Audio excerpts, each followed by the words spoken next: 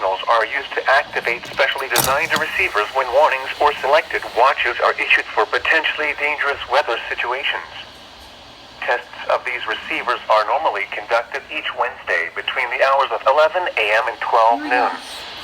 If any warnings or watches are in effect, or threatening weather is possible, the test will be postponed until the first good weather day. Again, this has been a test of the NOAA weather radio warning alarm and EAS signal.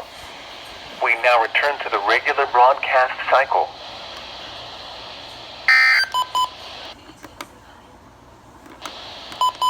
The area forecast for the peninsula